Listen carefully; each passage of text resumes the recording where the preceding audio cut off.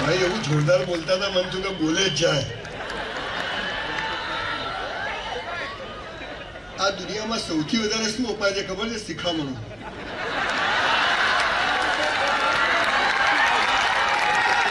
અને સૌથી ઓછું શું લેવાય છે? શિખામણો. કે આપવાને લેવા વાળા બે સમજે કાં તો બીજા માટે છે, ઠોકે જ જાઓ. ખૂબ સરસ આઈટીમાં હોવા છતાં માણસ બહુ સરસ રીતે વાત કરતા હતા. મને જ્યારે કહેવામાં આવ્યું કે તમારે આ વિષય પર બોલવાનું છે, કંઈ કાગળિયું પડ્યું છે મારું ત્યાં?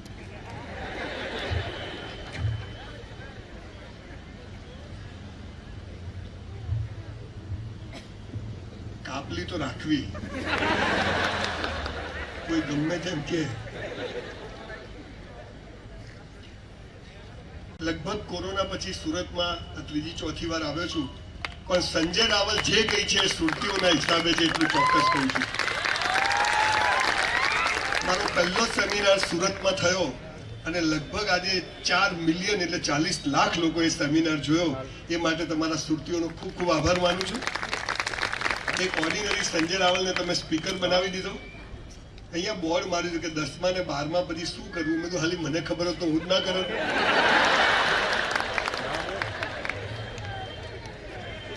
પણ એક વાત ચોક્કસ છે કે મારા પહેલા 2-3 ભાઈઓ જે કંઈ બધી વાત કરી, સુરત આઈટી હબ બને, સુરત અલગ અલગ વિષયમાં બધી જુદી જુદી વાત કરે, એ બિલકુલ સ્વાભાવિક છે. અને સુરતીઓ એક આખી જુદી પ્રકારના લોકો છે કે જે શરૂઆત કરે પછી એને છોડતા નથી, એને પૂરું કરીને જ મૂકે છે.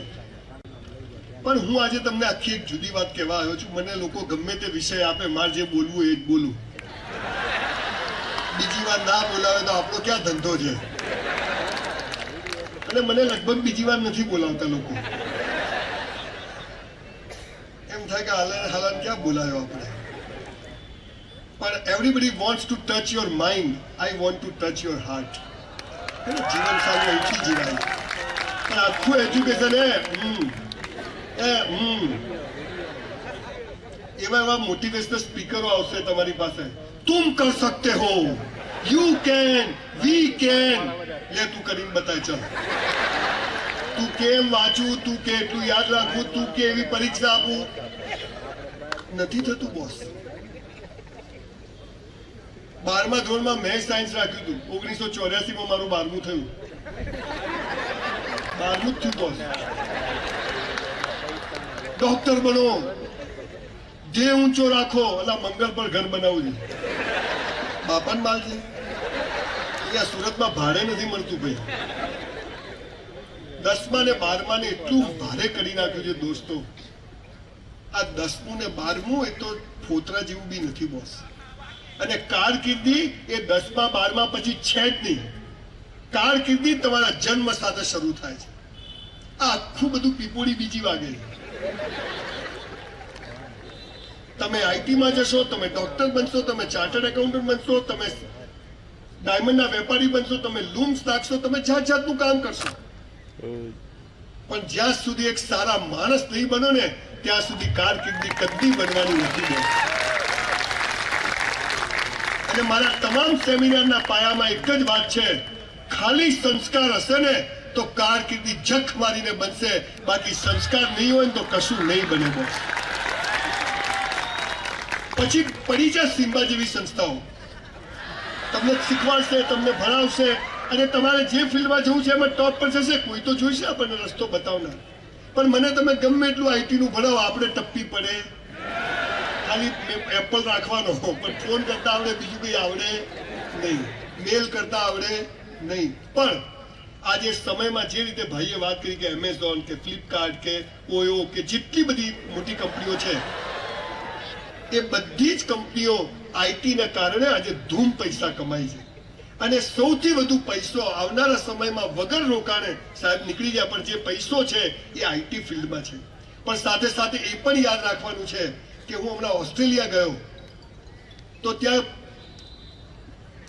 કમ્પ્યુટર એન્જિનિયરને કલાકના $8 મળે છે, પ્લમ્બરને $20 મળે છે. હવે તમે કેવા આઈટીમાં તૈયાર થાવ છો એની પર એનો આધાર છે. જેને પૂછો આઈટીમાં છું, આઈટી એટલે શું? આ પેલું કમ્પ્યુટરમાં. એમ નહીં, આખી વાત મારી જુદી છે. 10મા ને 12મા પછી સાયન્સ લેવું, કોમર્સ લેવું, ડોક્ટરમાં જવું, એ તો બધું નક્કી જ છે, બધું લખેલું જ હોય. બધા એમ કહે છે કે ધ્યેય ઊંચો રાખવો જોઈએ, પોઝિટિવ વિચારો કરવા જોઈએ. અરે સાહેબ, 100માંથી 100 જણા પોતાના ધ્યેય નક્કી કરે છે, ખાલી 5 લોકોના ધ્યેય પૂરા થાય છે બોસ. 95%ના ધ્યેય પૂરા નથી થતા. એનું કારણ શું છે?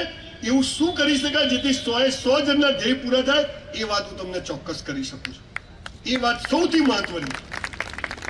તમને મહિના પહેલા ખબર હતી કે આપણે બધા અહીંયા આવી રીતે બેઠા આવીશું? કેવા આવી ગયા? તાલીઓ આવે છે. ચલો, હે ને? હું કઈ તમારો સગોવાલો થઉં છું? કોઈ કોંગ્રેસ ભાજપનો નેતા છું? પણ તમને ખબર છે સાહેબ, 2000 સેમિનાર કર્યા, 1500 સેમિનારના ફોર્મ પડ્યા છે, લાખો લોકો યુટ્યુબ પર 1.5 કરોડ લોકો તાલિયાને જોવે છે. તમે જુઓ તો ખરી. પહેલા ઘરમાં બૈરું નતું સાંભળતું, આજે આખી દુનિયા સાંભળે છે. એનું કારણ શું છે કે હું તમને સાચી કારકિર્દીની વાત કરવા આવ્યો છું. 5000 વર્ષની સભ્યતા વાળો આ દેશ, કેટલી જાતના લોકોએ હુમલો કર્યો. 700 વર્ષ મોગલોએ શાસન કર્યું, 300 વર્ષ ખ્રિશ્ચનોએ શાસન કર્યું. 1000 વર્ષ પછી પણ 85% સનાતન ધર્મીઓ કેમ જીવે છે? આ દેશની જડો સોલિડ છે, મજબૂત છે. અને એ જો તમે કરશો તો કોઈના બાપની તાકાત નથી કે તમારી કારકિર્દીને રોકી શકે. એક સામાન્ય દરજીનો છોકરો, ગરીબ બ્રાહ્મણનો છોકરો આજે મર્સિડીઝ હોય. મેં ક્યારે I never think of Mercedes. રહેવા માટે ઘર નતું, 160 બંગલાની સ્કીમ પૂરી થઈ. I never think of A big house. રહેવા માટે ઘર નતું, બાપુજીની ઓટલા ઉપર દુકાન હતી, સાયકલ દરજી કામ કરતા હતા. આજે 200 દુકાનનું કોમ્પ્લેક્સ બને. See the grace of God. Theory શું છે? હમ તો ચલતે ગયે, કારવા બનતા ગયા. આ આપણને ખબર નથી. હા, પછી જરૂરી છે સારી ઇન્સ્ટિટ્યૂટ, સારા લોકોને મળો. એ ઇન્સ્ટિટ્યૂટ ચલાવવાવાળાની પાછળ શું છે? હું જનરલી આવી ઇન્સ્ટિટ્યૂટ વાળા મને બોલાવે તો હું નથી જતો. મને ખબર છે કે બધા મને કેમ બોલાવે છે. પણ જ્યારે હું પહેલી વાર બહેને મને ફોન કર્યો, રિંકલ બહેને, અને મેં જોયું, હું તો એમને પહેલી વાર ઓળખતો નથી. પછી મેં બધું સર્ચ કર્યું, મેં ઘણા બધા લોકોને પૂછ્યું. The way she is dealing, એમના હસબન્ડે તો આજે જ વાત પણ બહુ સરસ રીતે, બંને હસબન્ડ વાઈફ બિલકુલ ડાઉન ટુ અર્થ. અને મને એમ થયું, મારે એકચ્યુઅલી હું પરમ દિવસે અહીંયા હતો, પછી રાત્રે 12 કલાક ડ્રાઈવ કરી અને હું પાછો રાજુલા ગયો. ત્યાં એક સેમિનાર હતો, એ પતાવીને 12 કલાક પાછો હું અહીંયા તમને મળવા માટે આવ્યો છું.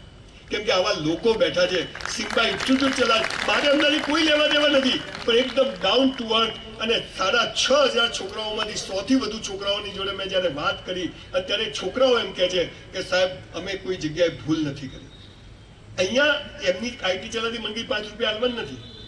શીખવા માટે જે ભાઈએ કહ્યું ડાળીઓ તો ઘણી જ છે, પણ આ ડાળી થોડી મજબૂત લાગે છે કેમ કે અહીંયા ખાનદાની છે. અહીંયા ડે 1 થી સ્ટાફ વાળા લોકો સાથે બેસીને કામ કરે છે. એટલે કદાચ તમે એને ચોઈસ કરશો, તમને ગમે. હું નથી કહેતો જવું હોય જજો ભાઈ, નહીં તો જવું હોય તો જજો. પણ મારું એવું કહેવું છે કે હસબન્ડ વાઈફ સરસ કપલ છે. આજે તો એમની મેં કીધું પહેલા બોલવા પહેલાની ઓફિસ તો જોઈએ, તો બધું હવામ છે શું ભાઈ, પણ મસ્ત ખુશીઓ બધું ટનાટન લાયા છે આ લોકો. મારે એમને મને કશું જ કહ્યું નથી કે સંજયભાઈ તમે આયા. મેં કીધું સાહેબ તમારે જે બોલો. અત્યારે બી ઉભો થયો કે સાહેબ તમારે જે બોલવું. મેં કીધું તમે નહીં કહો તો હું એ જ બોલવાનું છું. મને કોઈ કહે કે આ બોલો તો કદી બોલું નહીં. સબ કુછ કરને કા, ઈગો હર્ટ નહીં કરને કા. તમે સુરતીઓ અહીંયા છે ને એક નાનામાં નાની વાત નાખો ને કે સૌથી વધુ ઉગે એવી ફળદ્રુપ જમીન છે આજ તક સુરતની જમીન. અને એટલે હું મેક્સિમમ મારા સેમિનાર સુરતમાં થયા છે કે સુરતીઓ સમજે છે કે અહીંયા કંઈક કરવાથી સારો લાભ થાય છે. દિવસે ને દિવસે કેમ સારી રીતે વાત કરવી અને લોકો જીવન જીવતા થાય એની વાત કરવા તમારી પાસે આવ્યો છું. લગભગ 1500 ફોર્મ મારી પાસે પડ્યા છે. હું હજુ 5 વર્ષ બોલું ને તો ખૂટે નહીં એટલા ફોર્મ પડ્યા છે. પણ 12માં સાયન્સ રાખ્યું, ડોક્ટર થવું હતું, બધું ગોખી મારેલું. NaSodium, K potassium, NH for H hydrogen, Ag silver, Hg mercury, Cu plus Cl chloride, Br bromide, iodide, NO2 nitrate, ClO2 chloride, MnO4 carbonate. ધ્યેય ઊંચો રાખો, મહેનત કરો. કેમિસ્ટ્રીમાં 4 માર્ક્સ આવ્યા, શું કરવાનું? હમણાં મેડિકલ કોલેજમાં ગયો ભુજ, તો મેડિકલ